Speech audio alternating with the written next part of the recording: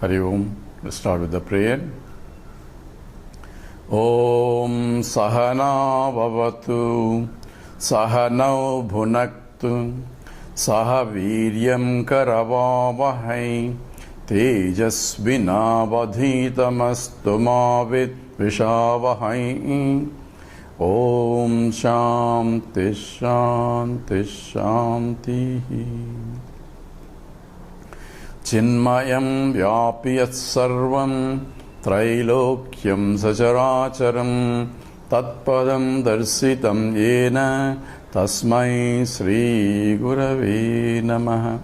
Sri Gurubhyo Namaha. Hari Om.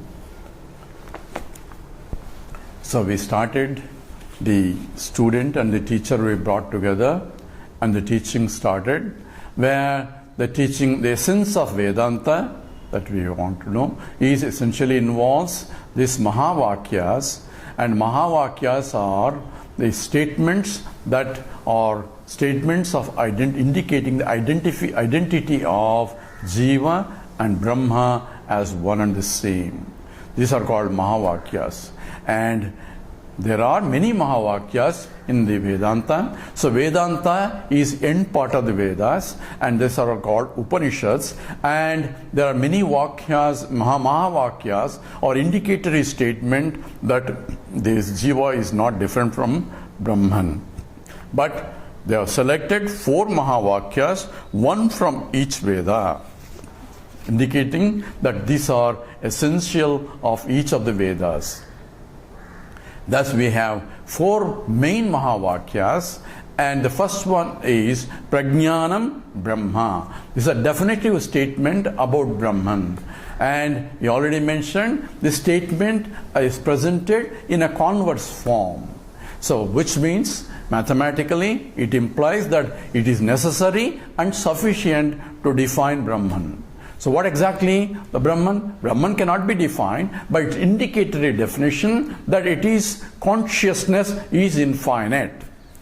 Now, it doesn't say Brahman is consciousness, but it says consciousness is Brahman. So that's what is called a converse statement. So converse statement implies that it is necessary and sufficient. When I say H2O is water, so water is H2O is a direct statement. When I say H2O is water, it is necessary and sufficient to say if there is a H2O, it has to be water. And that's what essentially implies by a converse, which is a necessary and sufficient. There are statements which are swabhavika lakshanams, which are necessary but not necessarily sufficient. I gave example that sweetness of a sugar is necessary but not sufficient to define sugar. Same way, these Mahavakyas that are provided in the sense of Pragyanam Brahma means that it is necessary and sufficient. That means wherever there is a consciousness, it has to be Brahman. So I hope you are all conscious entities who are listening are conscious entities. That means by definition, according to Vedanta, you are indeed Brahman. That means you are infinite. But how can I be infinite? That's why we need a teaching why or how one can be infinite in spite of feeling that I am only limited. So this is the Mahavakya that is called a definitive statement. That means now identity of Jiva and the Paramatma or the Brahman are implied, because Jiva is a conscious entity and Brahman is a conscious entity, and there cannot be 2 conscious entities. Therefore, identity is automatically implied in this converse statement. The second statement, which is a teaching itself, is Tattvamasi, means you are that. This is the essential teaching that we will go into more details, because this is what is going to be analyzed exhaustively. And the third Mahavakya is essentially Ayam Atma Brahman. This self is Brahman. It's also a Mahavakya where you can see the identification, where it is a confirmation of a student once he has learned the meaning of Tattvamasi, says, yes, this self is Brahman. It's a confirmative statement. And the fourth one is Aham Brahmasmi, is a declarative statement to realization that indeed I am in fact Brahman. And these are 4 Mahavakyas directly implying this Atma and Brahma Aikya Bodhaka Vakyam are called Mahavakyams. So Vedanta is only these 4, or there are several Mahavakyas like this directly implying this implication of that. In the 13th chapter, Krishna says, I am the knower in all fields. Tadvidhi. I'm getting wrong sloka here. Says, Kshetrajnam chapimam pradhi sarvakshetreshu bharata. Know me, I am the knower of all fields. In every field, I am the knower. That means I am the one who is the conscious entity in everyone. And that's the Mahavakya too. So like that, there are several other Mahavakyas implied, but these are direct Mahavakyas, one from each Vedas. Now, this is the teaching. All other statements of Vedas that are, because so many statements are there, they are only supportive statements to understand these Mahavakyas. So we have to understand what is the Vedanta. Vedanta is trying to teach this Mahavakya, where teaching is Tattvamasi, you are that. And all other statements that are in the Upanishads, all other teaching is only supportive statements to understand this. How can I be that? That's why Vedanta becomes a pramana, and it is a teaching how it is to be done. So this is the basis of the teaching. So what teacher is going to teach? Teacher is going to teach these Mahavakyas with a supportive logic and supportive statement taken from the Vedas and also from the experience. So we have Shruti, Yukti and Anubhava. These are the 3 stages of teaching involved, where we use the Shruti, we use the Vedanta, the Upanishad, Vedanta, which is Upanishads, as the basis for teaching. Excuse me. And with that teaching, we have essentially follow the logic. It is not illogical. Therefore, we use the logic to support this, and also our own experience of 3 states of consciousness and so on. That anubhava is also involved, and all this is part of knowing what it is. So people think that I know Vedanta, now I want to sit and meditate, I don't need to read anymore, this is all intellectual stuff, and I want to do sit and meditation. Meditation is not a pramana, is not a means of knowledge. If I know already, I can meditate on that, but that's called nididhyasanam.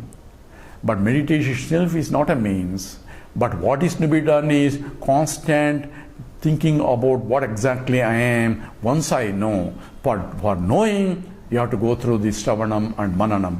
Shravanam is listening to the teacher, and Mananam is reflecting on the teaching until I have no more doubts left. And these 2 are essential, and before that I go to Nididhyasanam, where I can contemplate on the teaching as prescribed by the Vedanta, and that way I can internalize the teaching, that what I understand. Dakshinamurthy says same thing as, it's not understanding as a thought, but it's an understanding as a fact. And that's what is Nididhyasanam implies. I understand as Paroksha Jnanam, yes, this is Brahman, I understand Brahman, I am that Brahman, but I have not realized that I am indeed factually it is Brahman, because of this Chitta, because of the lack of Chitta Suddhi. This we have already exhaustively analyzed. Now we go to the actual teaching. What the actual teaching is? Upadesha Vakyam, where teaching is involved Tattvamasi. Before we take up that subject, let's understand a statement like, for example, if I say Manasa Sarovar is 10 miles long. Just for an example, analyze this statement. If a teacher says Manasa Sarovar is 10 miles long, this teaching becomes effective only when as a student, I know what is Manasa Sarovar. Otherwise, 10 miles long has make no sense to me. So a teaching becomes complete only. Say there are subject, Manasa Sarovar is the subject of the statement, and 10 miles long is a predicate. So in this subject and of this predicate, the total sentence in that, I should have the knowledge of what Manasa Sarovar means, Then 10 miles long, it says, a new knowledge for me to know, yes, the Manasa Sarovar that I already know is now 10 miles long. Now I have a new information. Suppose I already know that Manasa Sarovar is 10 miles long, then the statement is not going to tell me anything new. So it is not a teaching. If I don't know Manasa Sarovar and if I don't know that 10 miles long, even if I know it's some 10 miles long, I know 10, I know miles, I know long. So since Manasa Sarovar is 10 miles long, if I don't know what is Manasa Sarovar, I say some Gaga Boo is 10 miles long. It makes no teaching at all. Teaching is worthless. Because I did not gain the knowledge that the teacher is communicating. Which means that I should have at least partial knowledge of what is this Manasa Sarovar for me to appreciate the teaching. Now let's go to the statement. Tattvamasi, you are that. So you are that, you are that. So you is pointing to the student, and the student has to say, I am that. So that should be understanding of the teacher. So for this to understand, I should know what is that I am. Just as I should have the knowledge of the Manasa Sarovar, for me to understand 10 miles long information becomes useful. So I have to know what is that I am that is being pointed out in the scriptural statement, this tvam padartham. Then only I can appreciate the rest of it, tat asi. So implication is, first I should know who that I am is. Oh, I know who I am. Everybody says, nobody has any doubts about who they are. So nobody will ask, if you go to a road and ask, see, do you know who I am? Please tell me who I am. They say they think you are something mad. Because everybody knows, because everybody gives a big list and people talk about themselves hours and hours if they have opportunity to talk. So everybody thinks they know. But scripture says you don't know yourself. And therefore, scriptural statement, when you say you, there is an implication of who that you are. That's not really, you do not know it first. You need to know that. That has to be understood before I understand Tattvamasi. Implication also is, knowing you, knowing Manasa Sarovar is not complete knowledge yet. I may know Manasa Sarovar, but I still don't know it is 10 miles long without the teaching. So I should know Manasa Sarovar plus additional information that is being pointed out by the teacher. Then I can grasp the knowledge using what I know. So first, not only who I am I should know, but that's only 1/3 of the total statement, because tat tvam asi, tvam I know, but I don't know tat asi.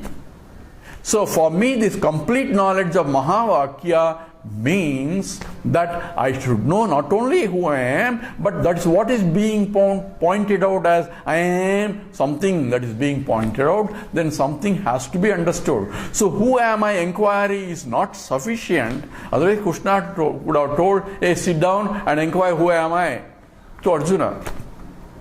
But he went through exhaustive analysis of the world and everything else.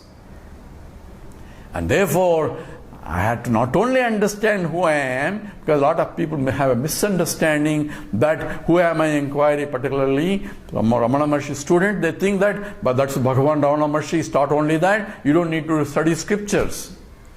That's not useful, because according to the statement, I need to understand completely, then only a moksha says, na yogena na sankhena karmana na vidyaya brahma atma aikya bodhena moksha siddhati na anyatha. No other way I can know unless I know this equation completely.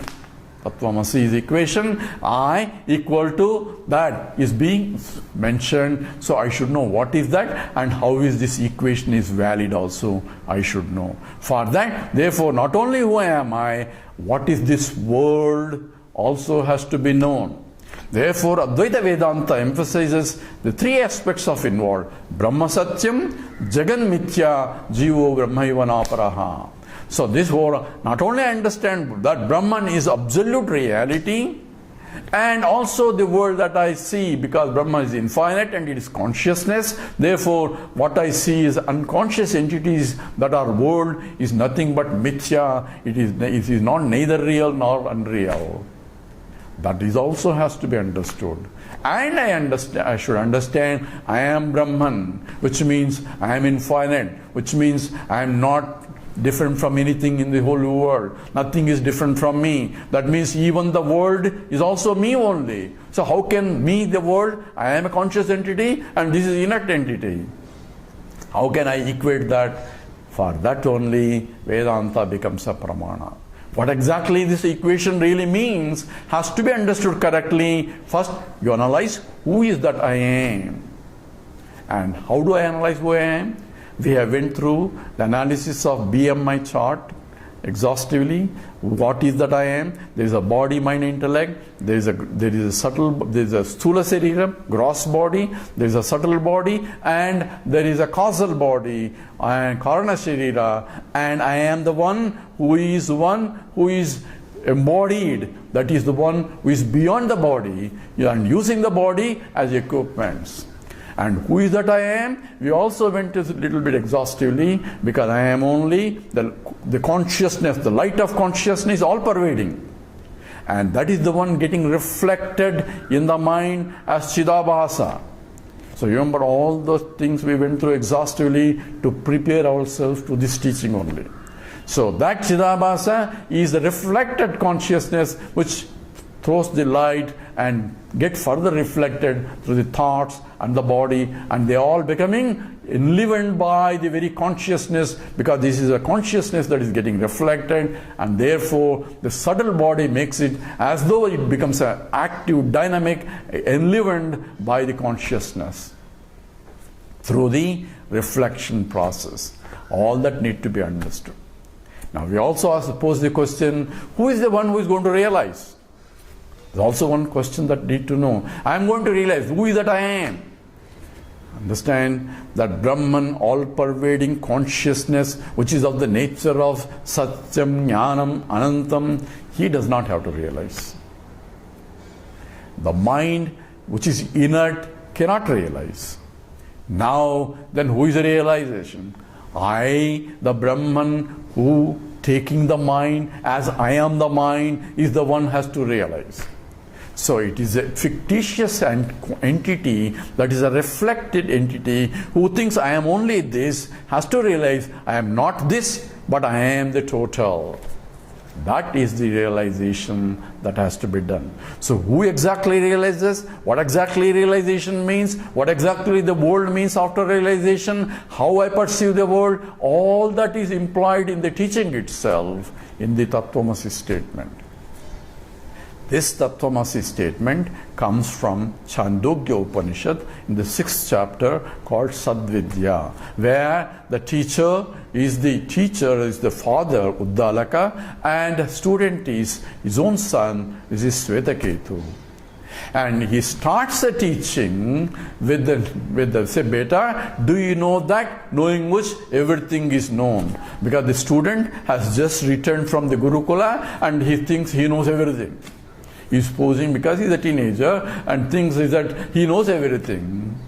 But knowing the son's problem, he poses a question. Says, Beta, do you know that knowing which, have you learned that? Knowing which, you can know everything. Eka vijnanena sarva vijnanam. That means knowing one, you will know everything. So he says, that cannot be possible. Student says it cannot be possible. Because if I know chemistry, I don't know biology. If I know biology, I don't know physics. I have to read everyone. If I know chemistry and if I know all ologies, then I am expert. Then I don't need to study all those things. So this is impossible statement. You may say, how can that be? That's not possible.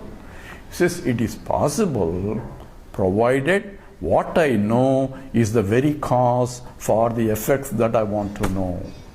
So if it is the material cause from which the heat came, by which it is sustained, into which it goes back, then if I know it, then I know everything. So Uddalaka gives 3 examples, and one is Yatha Saumya Ekena Lohamanina Sarvam Lohamayam Vigyata Vacharammanam Vikaro Namadeyam Lohamityeva Satyam. Yatha Saumya, this is in the same way for Mrutpindena, all the mud is nothing but, all the pots are nothing but the mud itself.